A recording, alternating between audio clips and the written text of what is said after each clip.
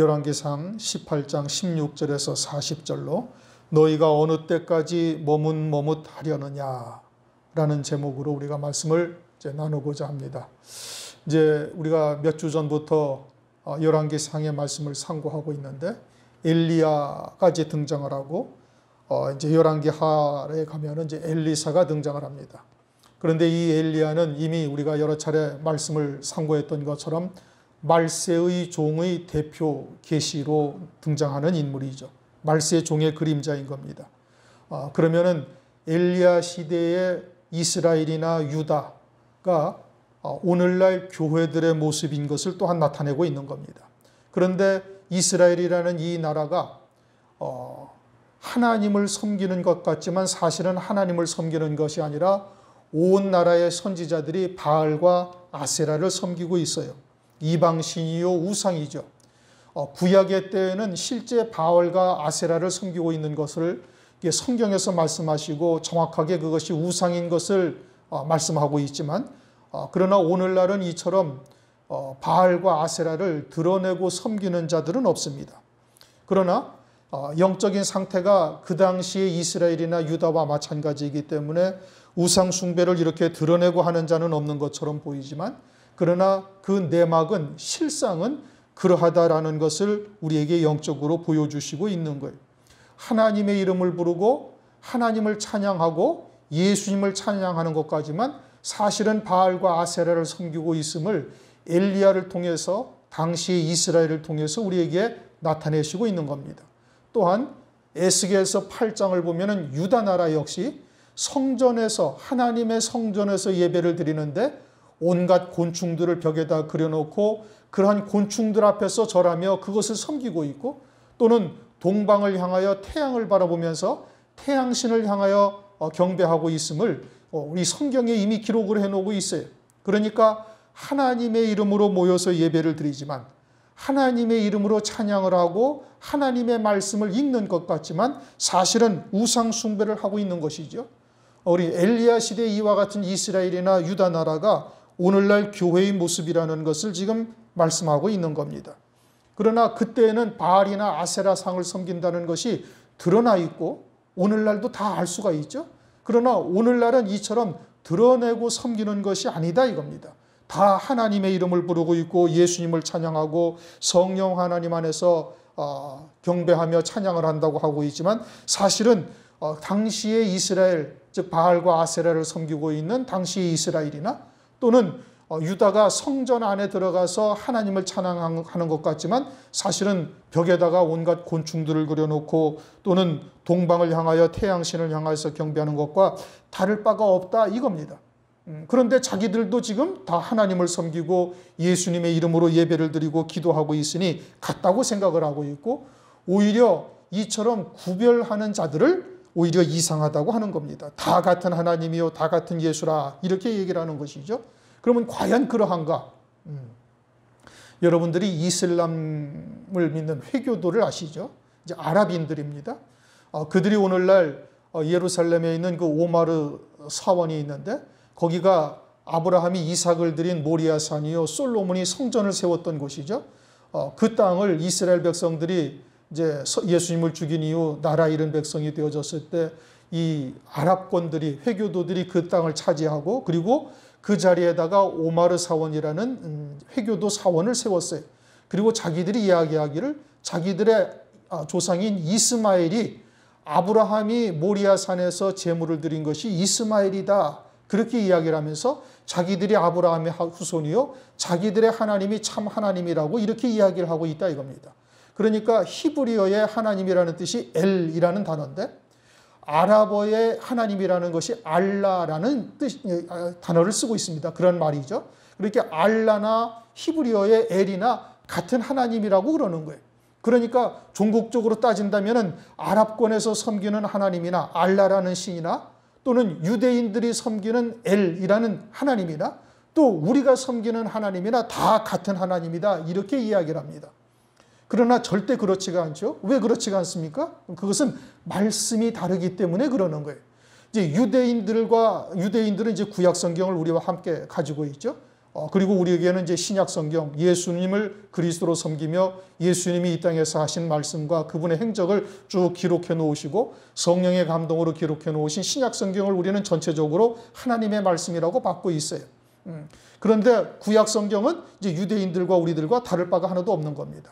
그러니 유대인들이 가지고 있는 성경과 아랍권이 가지고 있는 아랍 사람들이 쓰고 있는 그 경전이라고 하는 것이 전혀 다른 말씀이에요. 그러니까 이스마엘을 조상으로 섬기고 있는 이 아랍권의 사람들이 섬기는 하나님과 유대인들이 섬기는 하나님이 같은 하나님일 수가 없는 거예요. 무엇 때문에? 말씀이 다르기 때문에 그러는 거예요. 그러면 좀 더 깊이 들어가서 우리가 섬기는 하나님이나 유대인들이 섬기는 하나님이나 같은 하나님이라고 그렇게 하는데 그들은 그리스도를 섬기고 있지 아니하니까 그들은 아주 전능한 하나님만 섬기고 있는 것이고 오늘날 그럼 교회는 그럼 또 다 같은 하나님이냐? 예수님께서 유대인들을 요한복음 8장 44절에 마귀의 자식이라고 그러죠. 그들이 똑같은 하나님을 섬기고 있는 거예요. 똑같은 하나님을 섬기고 있는데 구약의 말씀을 해석하는 뜻이 전혀 다른 겁니다. 우리는 구약의 말씀에서 말씀하시는 메시아가 예수, 나사렛 예수라는 분을 그리스도로 우리는 영접을 하고 있고 그리고 그리스도께서 걸어가신 그 모든 길이 우리의 죄사함을 위한 길이요 진리요 생명이라고 믿고 있고 하나님의 뜻이라는 것을 믿고 있는 거예요. 하나님이 누구신지를 우리는 그분이 하나님이시라는 것을 믿고 있는 거예요. 그러나 구약의 이스라엘 백성들은 유대인들은 그들은 예수님을 그리스도로 영접치 아니하는 거예요. 그러니 예수님이 오셨을 때 그들은 예수님을 영접지 아니하고 그들을 주님께서는 뭐라고 말씀하시고 있는 거 아니? 그들은 마귀의 자식이다. 이렇게 내치시며 주님과 상관이 없는 자들인 것을 말씀하고 있는 거예요.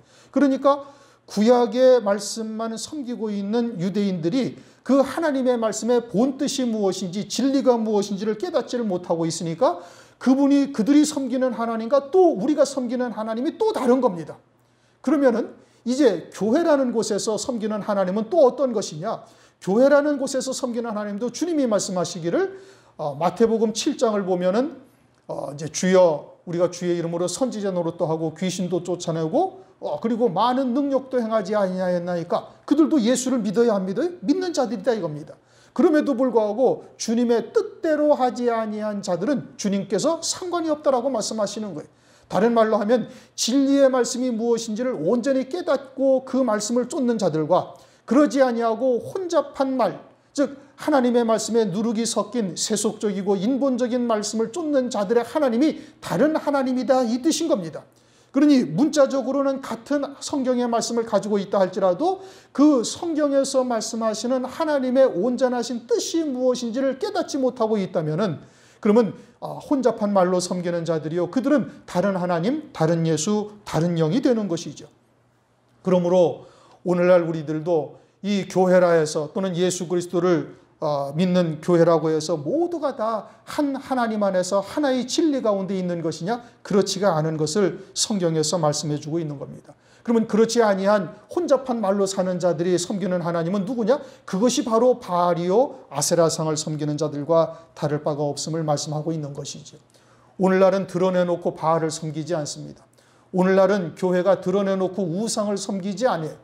그러나 진리가 무엇인지를 깨닫지 못하고 혼잡된 말씀으로 하나님을 섬기고 있다면 그것은 바로 당시의 이스라엘 백성들처럼 바알과 아세라를 섬기는 것이요 또는 당시의 유대인들처럼 성전 벽에다가 곤충을 그려놓거나 또는 동방의 태양신을 향해서 절하는 그들과 다를 바가 없다라는 것을 우리에게 보여주시고 있는 겁니다.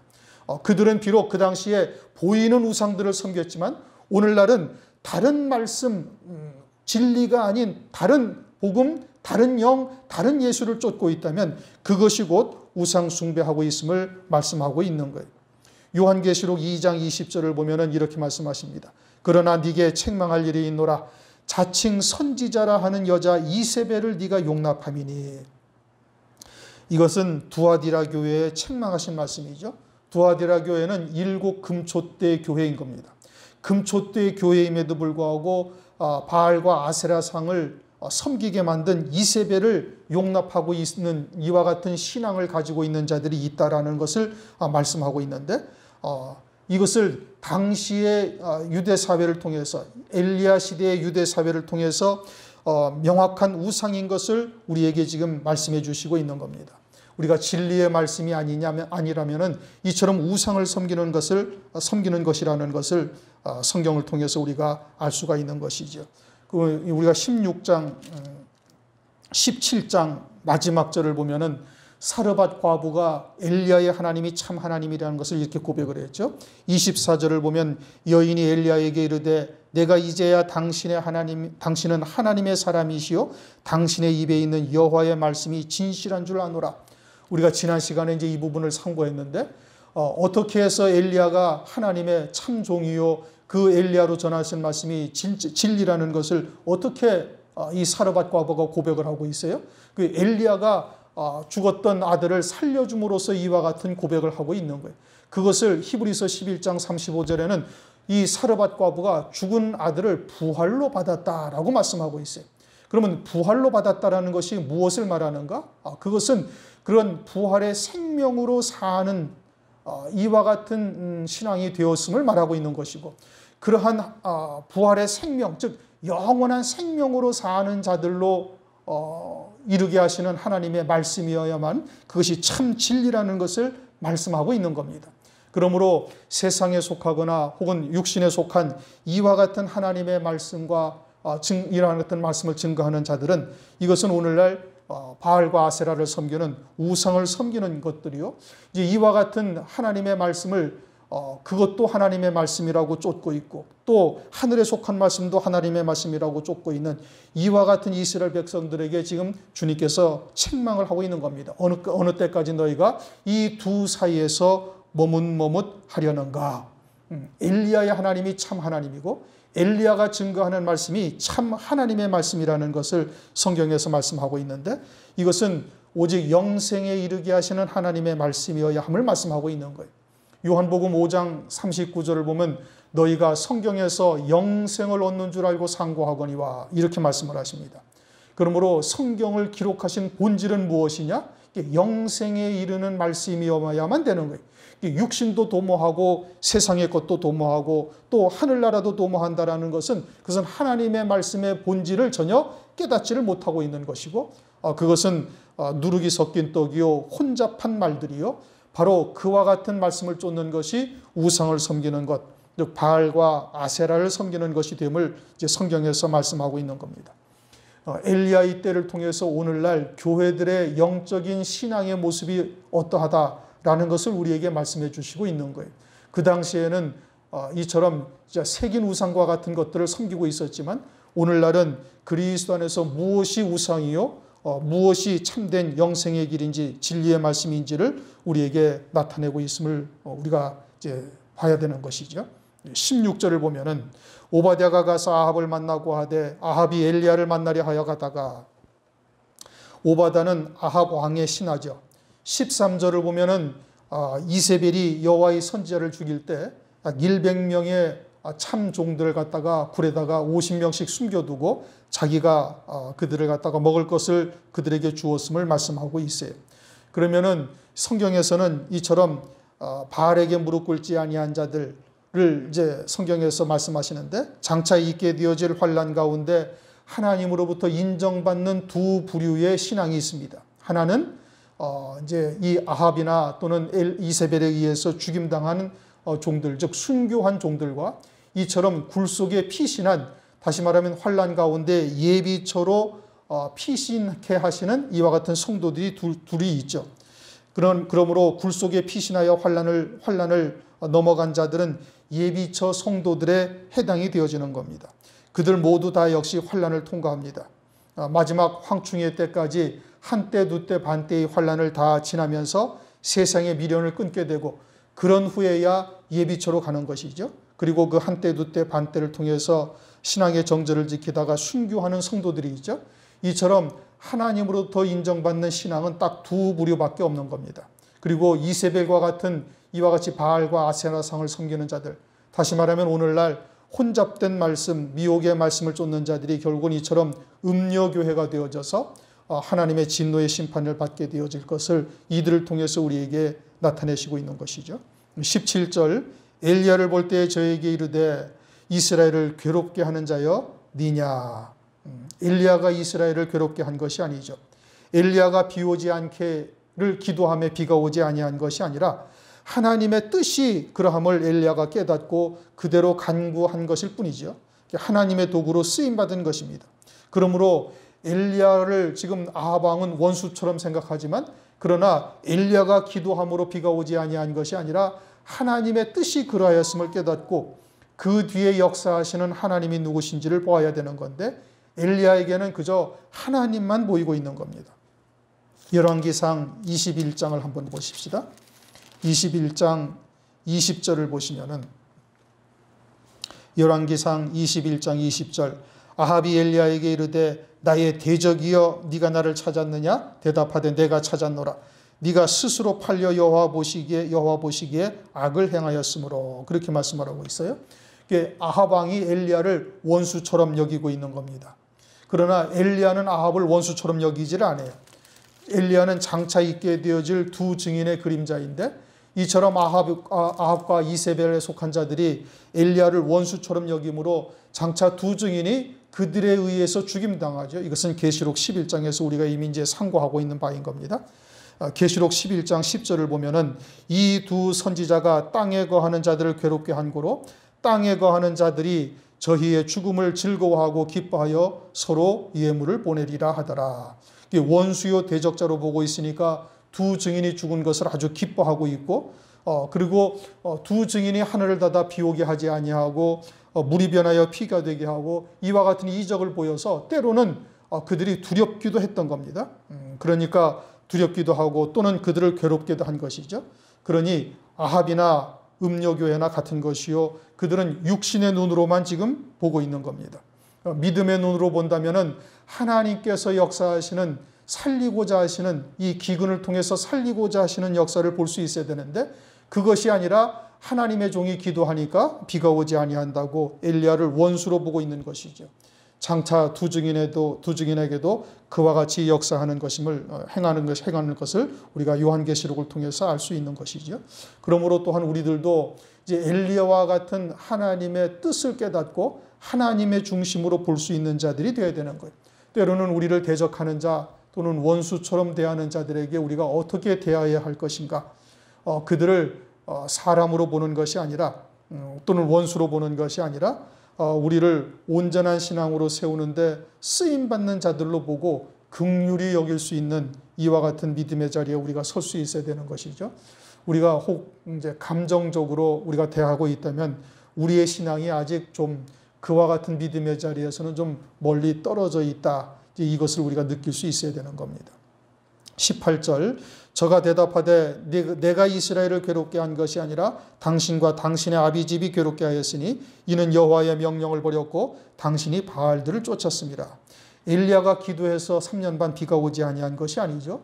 우상 숭배를 하였으므로 하나님께서 돌이키시고자 징벌하는 것이다 이겁니다. 그러니까 같은 상황을 영에 속한 자와 육에 속한 자가 보는 시각이 전혀 다른 겁니다. 영에 속한 자는 거두셔도 하나님의 사랑이 것을 우리가 깨달을 수가 있는데 육신에 속한 자는 베풀어도 그에게는 화가 되는 역사가 있게 되는 것이고 거두면은 더더욱 그러한 것이죠. 그러므로 우리가 우리에게 다가오는 여러 가지의 상황들을 영에 속한 자의 시각에서 바라보는지 우리 스스로를 돌아볼 수 있어야 되는 것입니다. 19절 그런즉 보내어 온 이스라엘과 이세벨의 상에서 먹는 바알의 선지자 450인과 아세라의 선지자 400인을 갈멜산으로 모아 내게로 나오게 하소서. 아합이 이에 이스라엘 모든 자손에게로 보내어 선지자들을 갈멜산으로 모으니라. 당시 이스라엘 땅에서 활동하던 선지자들은 바알을 섬기는 선지자 450인, 아세라의 선지자 400인이 있습니다. 그들을 다 모으라 합니다. 바알과 아세라상을 섬기고 있는 자들을 다 모으는데 그들은 우상 숭배하는 자들이죠. 그런데 자신들은 자신들이 우상 숭배하고 있다고 전혀 여기질 않습니다. 열왕기상 22장을 보시면은 이제 마지막으로 아합 왕이 이제 이 전쟁에서 죽게 되어지는데 아람 군대와의 전쟁을 벌어집니다. 이제 길랄 라모스로 가서 전쟁을 하려고 하죠. 그래서 모든 이 거짓 선지자, 우상을 섬기는 선지자들이 자기들도 하나님의 이름으로 예언을 하는 거예요. 아합 왕이 나가면은 이 길랏 라모스의 전쟁에서 반드시 승리하리라. 11절을 보면 열왕기상 22장 11절을 보면은 그나나의 아들 시드기야는 철로 뿔을 만들어 가지고 말하되 여호와의 말씀이 왕이 이것들로 아람 사람을 찔러 진멸하리라 하셨다 하고 아람 사람을 이기겠다라고 지금 이제 시드기야가 예언을 하고 있는 겁니다. 하나님의 말씀이라고 예언을 하고 있죠. 이 전쟁에서 승리하리라고 예언하고 있는 겁니다. 그런데 실제로는 아합 왕이 이 전쟁에서 죽습니다. 그리고 그러자 이제 미가야라는 선지자를 불러서 다시 한번 묻습니다. 미가야는 14절을 보면 미가야가 가로되 여호와의 사심을 가리켜 맹세하노니 여호와께서 내게 말씀하시는 것 곧 그것을 말하리라 하고 23절 이제 여호와께서 거짓말하는 영을 왕의 모든 선지자 입에 넣으셨고 또 여호와께서 왕에게 대하여 화를 말씀하셨나이다. 이게 미가야라는 선지자가 하는 말이죠. 그러자 24절 그나나의 아들 시드기야가 가까이 와서 미가야의 뺨을 치며 이르되 여호와의 영이 나를 떠나 어디로 말미암아 가서 네게 말씀하더냐. 시드기야가 누구의 이름으로 예언했다고 얘기를 해요? 여호와의 이름으로 예언을 한 거예요. 그러니까 자기들은 실제로 하나님이 보시기에 성경에 기록한 것은 바알을 섬기는 선지자요, 아세라선을 섬기는 선지자요, 이들은 우상 숭배하고 있는 자들인데 자신들은 지금 우상을 숭배하고 있다고 이야기를 합니까? 아니다는 말씀이에요. 자기들도 여호와의 영이 내게 임하여서 내가 그렇게 얘기한 것이라고 시드기야가 그렇게 고백을 하고 있는 거예요. 그러므로 오늘날 이 모습이 뭘 말하는가? 오늘날 교회들의 모습을 말하고 있는 거예요. 다 하나님의 이름으로, 예수님의 이름으로, 성령의 이름으로 함께 모여서 예배를 드리고 있다 이겁니다. 그리고 그러한 하나님의 말씀을 증거하고 있는 거예요. 그런데 하나님이 보시기에는 그것은 혼잡된 말씀이요 다른 말씀일 경우에는 그것은 바알과 아세라를 섬기는 것이라는 것을 명확하게 성경에서 말씀하고 있는 거예요. 이들 시드기야라는 자, 거짓말하는 영이 이들에게 임하였고 바알과 아세라를 섬기는 우상 숭배하는 자인데 자신들은 우상 숭배자라고 전혀 이야기를 하지 않고 있다 이겁니다. 자기들도 하나님을 섬기는 자라고 이야기를 하고 있는 거예요.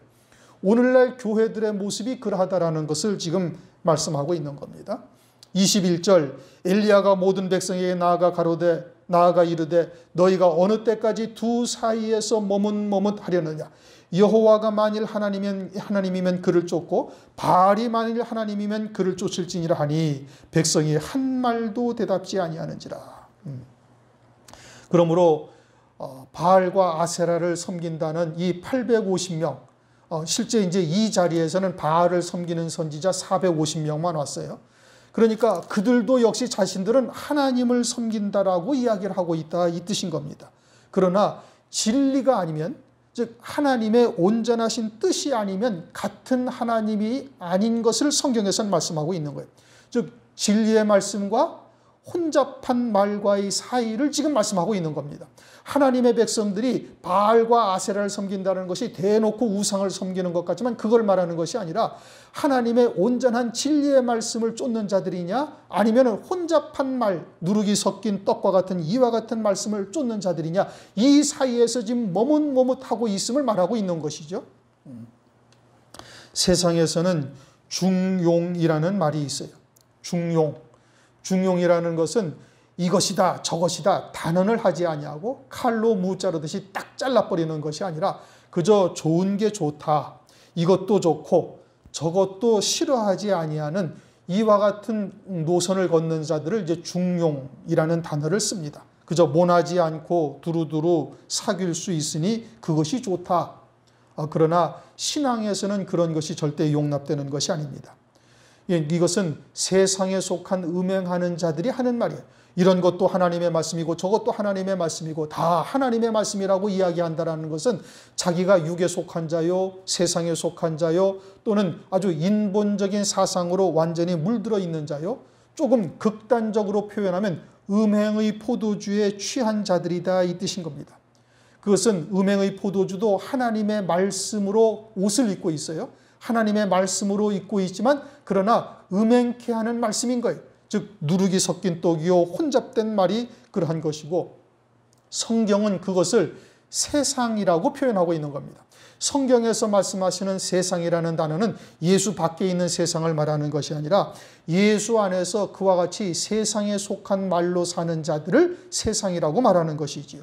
이것은 요한일서 4장 5절, 6절을 통해서 우리가 여러 차례 상고한 것이고, 그와 같은 혼잡된 말로 사는 자들을 주님께서는 마귀의 자식이요 독사의 새끼요 화가 있을 자라고 아주 냉정하게 주님께서는 말씀하고 있는 겁니다. 그러므로 우리가 이와 같은 자리에서 왔다 갔다 머뭇머뭇하고 있다면 이제는 단호히 결단할 때가 된 겁니다. 땅에서 끊어지지 못한 것이 남아있다면 철저히 하나님의 말씀으로 잘라내야 하고, 그 두 사이에서 머뭇머뭇하여서는 아니 된다는 것을 말씀하고 있는 거죠. 이제 믿음의 결단이 필요한 겁니다. 그저 에스더처럼 죽으면 죽으리다 과감한 결단을 하면은 주님께서 보장을 하시는데, 그러지 아니하고 이처럼 결단하지 못하고 머뭇머뭇하게 되어지면 결국에는 환난 날에 그냥 짐승표를 받고 영원한 멸망에 넘어지게 되어지는 것이죠. 마지막 때 가장 끊기 힘든 것이 재물과 인간의 정입니다. 재물은 그래도 좀 끊을 수 있어요. 결단하면 그것을 끊어버리고 재물을 디디고 설 수 있어요. 그러나 더 중요한 것은, 더 끊기 힘든 것은 가족 간의 인간의 정이죠. 만약에 자기의 자식이 짐승표를 받기를 권하고 계속해서 그와 같은 것으로 말한다면 부모된 도리로서 그와 같은 것을 끊는다는 것은 쉬운 일이 절대 아닌 겁니다. 그러니 환난이 되기 전에 이와 같이 온 가족이 또는 친지가 이러한 진리의 말씀으로 하나가 되어지지 못한다면 그것은 환난 날에 헤어져야 할 것을 각오할 수 있어야 되는 거예요. 마태복음 10장 30절, 종국에는 자기의 집안 식구가 원수가 된다. 성경은 그렇게 말씀을 하고 있는 겁니다.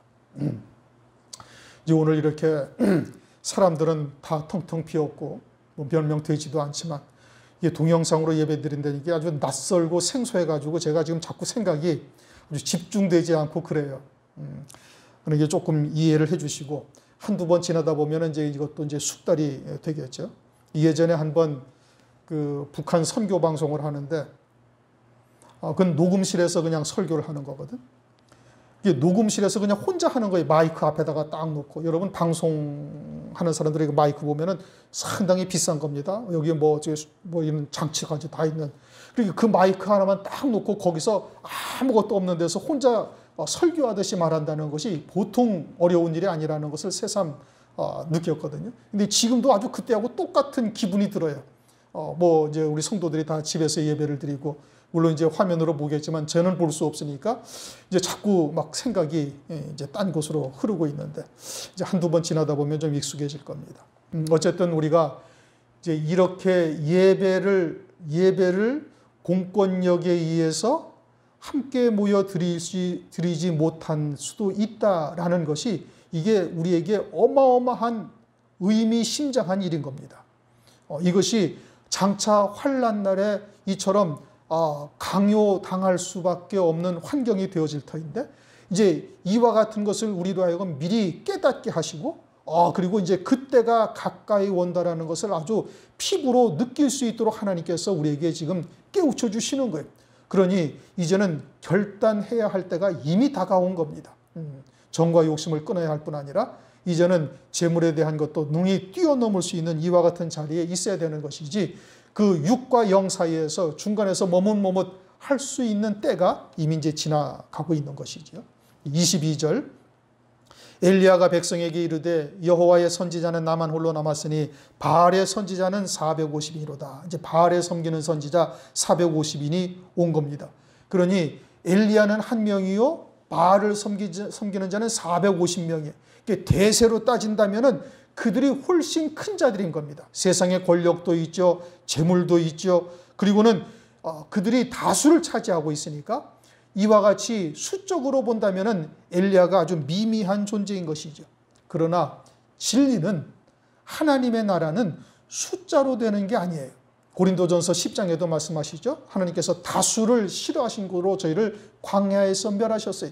60만 명이 넘는 장정들을 광야 40년 동안 하나님께서 그들을 진멸하시고 다른 믿는 자들로 하나님께서 세우신다 이겁니다. 숫자가 중요한 것이 아니에요.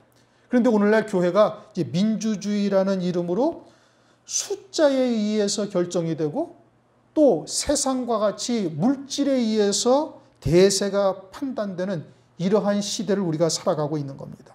그것은 하나님이 함께 하시는 표징이라고 단언할 수가 없는 겁니다.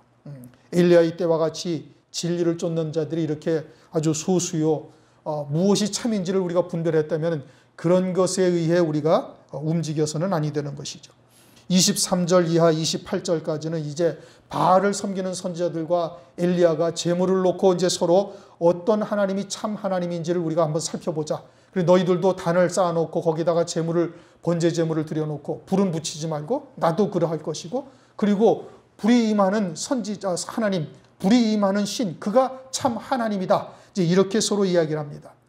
그렇게 하자고 이제 이야기를 합니다. 그러자 바알을 섬기는 선지자들이 어떻게 선뜻 응합니다. 그러니까 이것을 우리가 잘 봐야 되는 겁니다. 이 바알을 섬기는 선지자들이 그것을 선뜻 응한다는 뜻은 무엇을 말하느냐? 24절을 한번 보십시다. 너희는 너희 신이라 이름을 너희 신의 이름을 부르라. 나는 여호와 이름을 부르리니 이에 불로 응답하는 신, 그가 하나님이라 백성이 다 대답하되 그 말이 옳도다. 이것은 이제까지 그와 같이 바알을 섬기는 선지자들에 의해서도 많은 표적이 나타났다라는 것을 말씀하고 있는 거예요. 그들이 선뜻 응한 것은 이제까지 그러한 역사가 나타났던 것이고 그러므로 그렇게 선뜻 응한 것이죠. 다시 말하면 거짓 이적, 표적들이 그들에게도 나타났다는 것을 말하는 겁니다. 데살로니가 2장 9절 이하에 보면 데살로니가 후서 2장 9절 이하에 보면 악한 자의 임함은 사단의 역사를 따라 모든 능력과 표적과 거짓 기적과 불의의 모든 속임수로 멸망하는 자들에게 이 말이니 이는 저희가 진리의 사랑을 받지 아니하여 구원함을 얻지 못함이니라. 이러므로 하나님이 저 유혹을 저희 가운데 역사하게 하사 거짓 것을 믿게 하심은 진리를 믿지 않고 불의를 좋아하는 모든 자로 심판을 받게 하려 하심이라. 그러니 사탄도 마귀도 거짓 기적으로 하나님의 백성들을 미혹하는 역사가 있음을 말씀하고 있는 것이죠. 거짓 기적이라 해서 마술처럼 속임수를 말하는 것이 아니에요. 여러분들 무당들도 시퍼렇게 날선 작두 위에서 춤추는 거 있지 않습니까? 또는 못판 위에 걸어가기도 하는 여러 가지 이 엄청난 이적들을 그들도 보여주는 거예요. 그러나 그것을 성경에서는 거짓 이적이라고 말하고 있어요. 이게 거짓 이적이라는 의미는 영생과 상관이 없는 이적이다, 이런 뜻인 겁니다. 그러니 귀신들도 이와 같은 거짓 이적을 통해서 하나님의 백성들을 미혹하는 거예요. 장차 환난 날에는 어떠합니까? 적그리스도는 죽었다가 3일 만에 살아나는 거짓 이적을 보이고 거짓 선지자는 하늘에서 불을 끌어내리고 그리고는 돌덩어리한테 생기를 불어넣으니까 이 돌덩어리가 적그리스도를 찬양하는 사람의 말을 하기도 하는 이 어마어마한 역사가 나타나게 되는 것이죠. 그래가지고 하나님의 백성이라도 아주 혼절할 정도의 표적이 나타나니까 다 넘어가서 짐승표를 받게 되는 역사가 나타나게 되어지는 것이죠. 그러니 오늘날도 이와 같은 표적을 쫓는 자들은 상당히 주의를 해야 되는 겁니다. 물론 성령으로 말미암아 나타나는 이적도 있지요.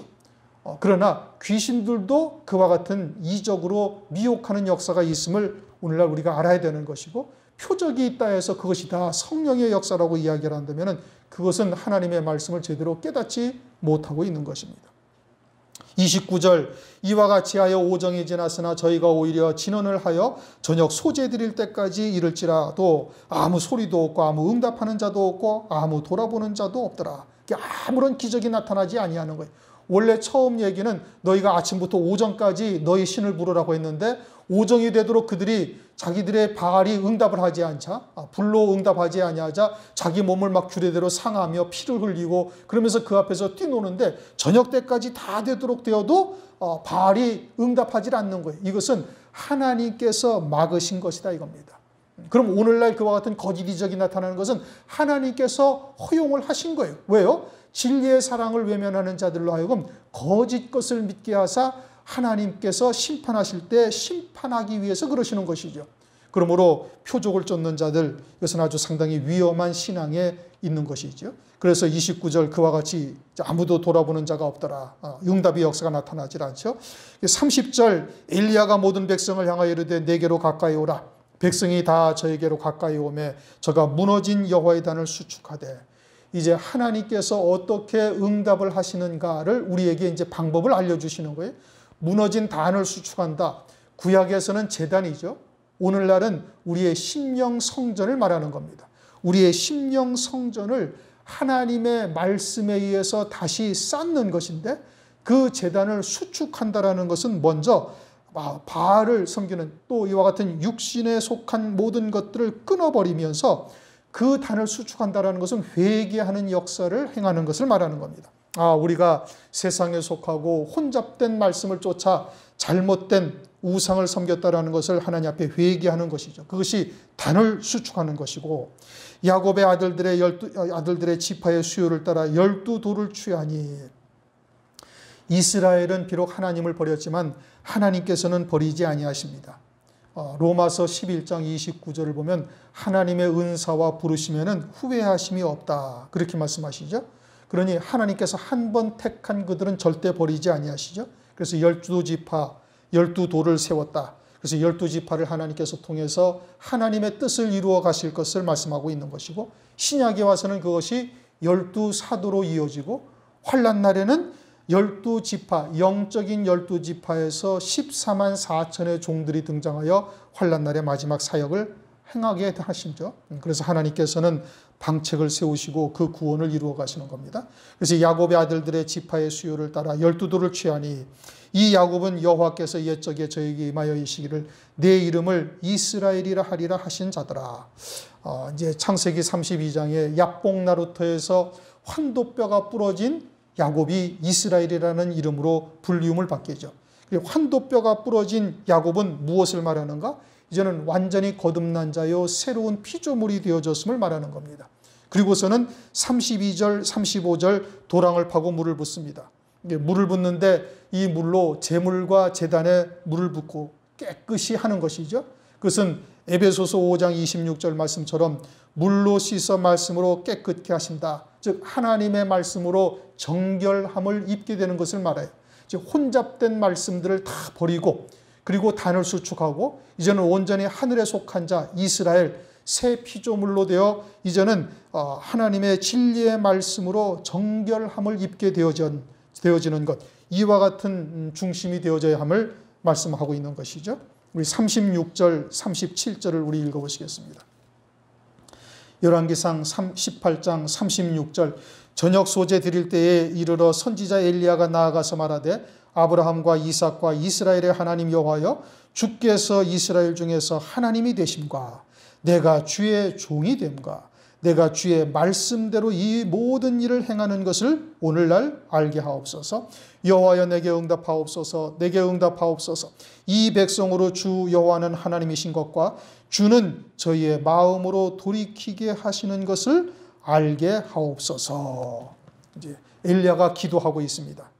엘리야가 기도하는데 하나님이 되시는 것과, 즉 엘리야의 하나님이 되시는 것과, 엘리야가 하나님의 종이 되는 것과, 그리고 하나님의 말씀대로 이 모든 것을 행한 것을 이스라엘 백성들로 하여금 알게 하여 주실 것을 하나님께 기도하고 있죠.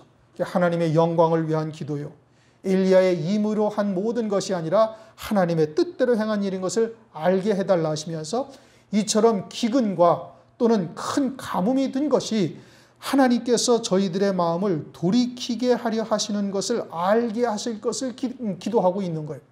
다시 말하면 이처럼 큰 환난, 어려움 또는 고난 또는 재앙이 임했다라는 것은 하나님께서 저주로 멸하려 하시는 것이 아니라 돌이켜 회개케 하시는 역사다 이겁니다. 그러니까 영에 속한 자와 육에 속한 자가 바라보는 시각이 전혀 다른 거예요. 진리 안에서 구원의 세계를 보는 자는 하나님께서 거두어 가셔도 그것이 하나님의 사랑이요 우리로 하여금 온전하게 하시려는 하나님의 역사라는 것을 아는 것이고, 육에 속한 자는 베풀어 주어도 그것이 육으로 치우치게 되어져서 결국은 멸망에 이르게 되어지는 것이죠. 산 자와 죽은 자가 우리에게 다가오는 모든 환경을 바라보는 시각이 이처럼 다르다라는 것을 우리가 잘 깨달아야 되는 것이고, 우리가 과연 산 자라면 때로는 고난 또는 어려움이 닥친다 할지라도 그것으로 하여금 나로 온전케 하시는 역사라는 것을 우리가 알 수 있고 그걸 또 믿어야 되는 겁니다. 왜요? 하나님은 우리에게 사랑으로 모든 것을 베푸셨음을 로마서 8장 32절을 보면 말씀하고 있죠. 자기 아들을 아끼지 아니하시고 우리에게 희생하셔서 구속하신 주께서 모든 것을 은사로 주신 것이 아니냐, 우리에게 선물로 좋은 것으로 주셨음을 말씀하고 있는 겁니다. 그러므로 이처럼 이스라엘 땅에 기근이 임한 것이 엘리야가 보기에는 하나님의 사랑이요 돌이키시는 하나님의 은혜로 주신 것인데, 아합이 보기에는 자기들에게 저주가 임했다고 이렇게 보는 겁니다. 사건을 바라보는 시각이 완전히 다르죠. 38절, 이에 여호와의 불이 내려서 번제물과 나무와 돌과 흙을 태우고 또 도랑의 물을 핥은지라. 즉 하나님이 되신 것을 보여준 겁니다. 이게 표적이 중요한 것이 아니라 오늘날 하나님이 누구신가를 바르게 깨닫게 하시는 거예요. 엘리야의 하나님이 참 하나님이다, 이 뜻인 겁니다. 그럼 엘리야의 하나님은 어떠한 하나님이셔요? 엘리야의 하나님은 죽은 아들을 부활로 사르밧 과부에게 주는 하나님이에요. 다시 말하면 하나님의 모든 말씀이 영생에 이르게 하시는 말씀이라는 것을 말씀하고 있죠. 그러한 하나님의 말씀이어야만 참 하나님의 말씀이요 소위 진리라는 것입니다. 또 그렇게 인도하시는 하나님만이 참 하나님이라는 것을 나타내고 있는 것이지요. 39절, 모든 백성이 보고 엎드려 말하되 여호와 그는 하나님이시로다, 여호와 그는 하나님이시로다. 이와 같은 상황을 보고 모든 백성이 이렇게 고백을 합니다. 어떤 하나님이 참 하나님이신 것을 이제 안 거예요. 엘리야만이 참 하나님의 종이요 엘리야가 섬기는 하나님이 참 하나님이라는 것을 인정한 겁니다. 그런데 이제 여러분 그 뒤의 내용들을 읽어보시면 아시겠지만 이후에 이세벨이 엘리야를 죽이려 하죠. 그리고는 엘리야가 혼자, 자기를 따르는 자 없이 혼자 도망칩니다. 그리고 이스라엘 백성들이 엘리야를 다 외면해버려요. 즉 이세벨이 죽이려 하자 모두가 다 다시 이세벨이 쫓고 있는 바알과 아세라를 쫓는 것이 되는 겁니다. 이 많은 백성이 이세벨이 섬기는 바알과 아세라는 신이 아니라는 것을 알고 있으면서도 두려워서 다시 그들을 섬기는 거예요. 즉 육에 속한 자들은 결국 이와 같은 환난, 큰 고난이 닥치면은 결국은 다시 우상을 섬기는 쪽으로 돌이킬 수밖에 없다라는 것을 보여주고 있는 것이지요.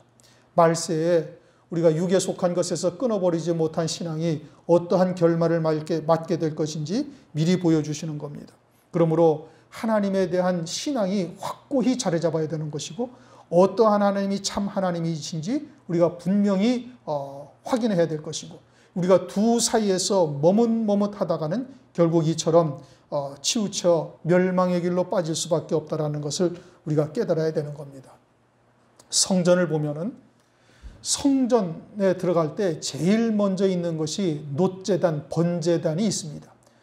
번제단은 번제 제물을 거기서 잡고 각을 떠서 제물로 드리는 것이죠. 번제단을 지나 물두멍을 지나는 거예요. 번제단을 지난다는 것은 내가 죽었다라는 것을 의미하고 있는 겁니다. 우리가 구약을 그림자로서 신약에 들어와서 우리가 구약을 통해서 어떠한 신앙이어야 온전한 신앙인가를 그림자적으로 계시하는 건데, 번제단을 지난다라는 것은, 번제단이 맨 앞에 있다라는 것은 내가 그리스도와 함께 죽었음을 말하는 것이고, 그 다음에는 물두멍이죠. 물두멍은 제사장들이 씻는 곳이에요. 제물이나 제사장들이 씻는 곳이에요. 그러니까 복음과 진리의 말씀, 먼저는 내가 옛사람이 예수와 함께 죽어야 되고, 다시 말하면 거듭난 자가 되어야 되고, 그 다음에는 복음과 진리의 말씀으로 그 심령 성전이 밝아져야 되고, 그리고 성소에 들어가게 되면 7 등불이 등장을 합니다. 금초대 7 등불이 켜져 있는 성소에 들어가게 되어지는데, 그 7 등불은 감람유로 성소의 등불을 밝히죠. 출애굽기 27장 20절을 보면 으깨진 감람나무의 열매로 나오는 기름을 통해서 성소의 등불이 밝혀지는 것을 말하고 있어요. 다시 이야기하면 감람유가 으깨지듯이 그와 같은 고난을 통해서 하나님의 나라가 밝아지고 아들의 자리에 설 수 있게 되어지는 것을 말씀하고 있는 것이죠. 그러므로 철저히 자기가 부정되어야 되고 자기의 십자가를 지는 자여야만 그 하나님의 성소에 들어갈 수 있는 자가 되는 것을 말씀하고 있는 겁니다. 우리가 계시록 11장을 이제 우리가 상고하다가 지금 중단되었는데, 계시록 11장에 보면 두 증인이 성전 안과 제단은 청량하되 성전 밖 마당은 그냥 두라. 계시록 11장 1절 2절 보면 그렇게 말씀하고 있고, 성전 밖 마당은 이방인에게 주었으니 42달 동안 그들이 짓밟으리라. 그렇게 말씀을 하고 있습니다. 성전 밖 마당은 오늘날 말하면 육에 속한 자요 혼잡한 말로 살고 있는 자들이 마치 그것을 진리인 양 인본적이고 세속적인 말씀을 쫓고 있는 자들인데, 그들은 성전 밖 마당에서 경배하는 자들이고, 그들은 결국 짐승표를 받고 짐승을 경배하다가 영원한 멸망에 처해지게 되어질 것을 말씀을 하고 있는 겁니다. 우리는 이처럼 성소에 들어간 자들이 되어야 되는 것이요. 그것은 엘리야가 성전을 수축하고 단을 수축하고 물을 붓고 그리고 기도하여 하나님으로부터 응답받는 이와 같은 과정들을 통해서도 우리에게 말씀을 하고 있고, 또 성소를 통해서 성막을 통해서 우리가 하나님의 성소에 들어가는 자가 누구인지를 우리가 말씀을 통해서도 상고할 수가 있는 겁니다. 40절 엘리야가 저희에게 이르되 바알의 선지자를 잡되 하나도 도망하지 못하게 하라며 곧 잡은지라 엘리야가 저희를 기손신으로 데려가 거기서 죽이니라. 바알을 섬기는 선지자들을 다 죽이죠. 그들은 하나님의 백성들을 미혹하여 멸망으로 인도하는 자들이기 때문에 그러는 겁니다. 마귀는 대적하고 멸하여야 되는 거예요. 남겨두면 그들이 또 미혹하여 죽이는 역사를 하는 것이죠. 그러므로 원수는 사랑하지만 마귀는 대적하여야 되는 것이죠. 오늘날은 바알과 아세라를 예수 밖에 있는 것으로 보아서는 아니 되는 겁니다. 하나님의 이름을 부르면서 우상 숭배하고 있는 것, 다시 말하면 혼잡한 말씀으로 하나님을 경배하며 하나님을 섬긴다 하고 있는 자들이 결국은 이와 같은 자리에 있다는 것을 알아야 되는 것이고, 이것은 내 안에도 아직 못 박지 못한 정과 욕심과 남아있다면 이와 같은 것을 은근히 쫓게 되어지는 속성이 있다는 것을 우리가 알 수 있어요. 그러므로 두아디라 교회에 이세벨을 용납하고 있다라고 책망을 하고 있죠. 금초대 교회임에도 불구하고 그러하고 있음을 말씀하고 있는 거예요.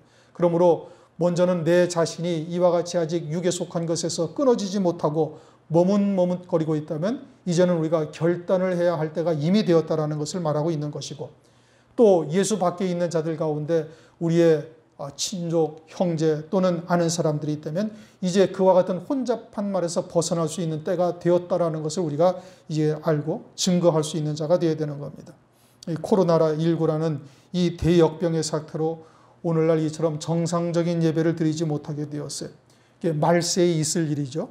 누가복음 21장 11절을 보면 처처에 큰 지진과 기근과 온역이 있겠고, 온역이라는 것은 전염병을 말하는 겁니다. 이 온역이라는 전염병도 기근, 지진은 이미 이제 더 제가 얘기하지 아니하여도 우리가 뉴스상으로 얼마든지 보고 있어요. 지진이 6점 얼마 이런 것은 오늘날 이제 지상에 보고도 신문지상에 나타나지도 않을 정도로 이제 빈번하게 발발하고 있음을 우리가 알 수가 있고, 기근 이미 전 세계 인구의 몇십 %가 지금 기근에 허덕이고 기아에 허덕이고 있음을 우리가 알 수가 있고, 그리고는 이제 역병, 온역 이제 이것이 있다고 말씀하고 있죠.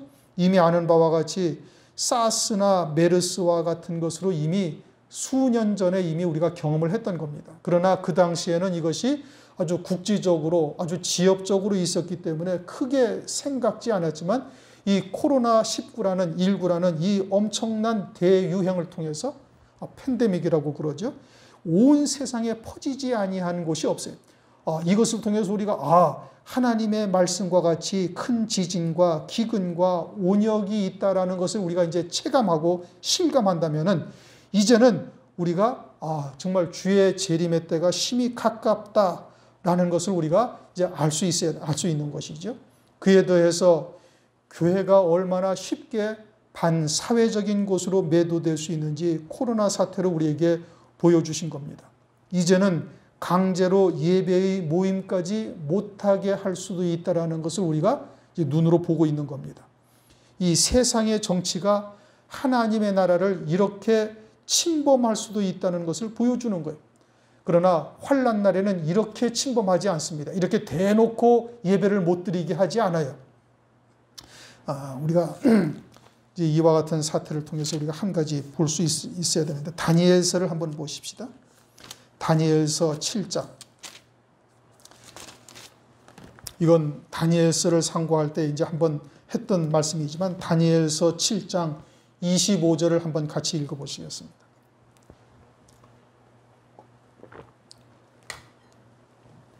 다니엘서 7장 25절.